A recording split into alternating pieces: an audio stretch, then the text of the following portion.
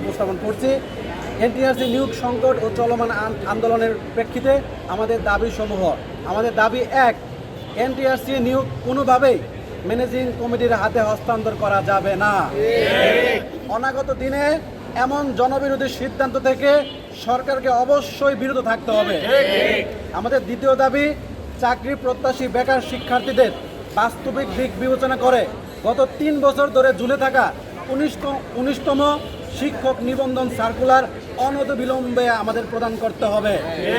আমাদের তৃতীয় দাবি, সরকারি এবং বেসরকারি সকল পরীক্ষায় ডিভাইসধারী অসাধু চক্র দমনে কার্যকরী ও দৃশ্যমান শাস্তি নিশ্চিত করতে হবে।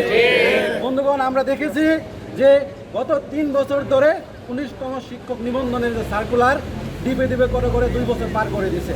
তো এখানে আমরা এই সরকারের কাছে জোর দাবি জানাই।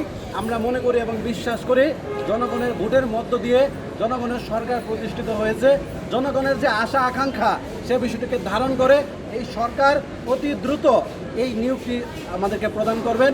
আর আপনারা হয়তো এটাও জেনে থাকবেন, বাংলাদেশের যে চাকরির সংকটের মাঝখানে যে এনটিআরসি হলো একটা জায়গা যেখানে সবচেয়ে বড় আমাদের চাকরির একটা নিরাপত্তা বা নিশ্চয়তা, এটির মধ্য দিয়ে কিন্তু আমরা কোনো না কোনোভাবে একটা চাকরি করে একটা জীবনযাপন করার একটা সুযোগ পাই।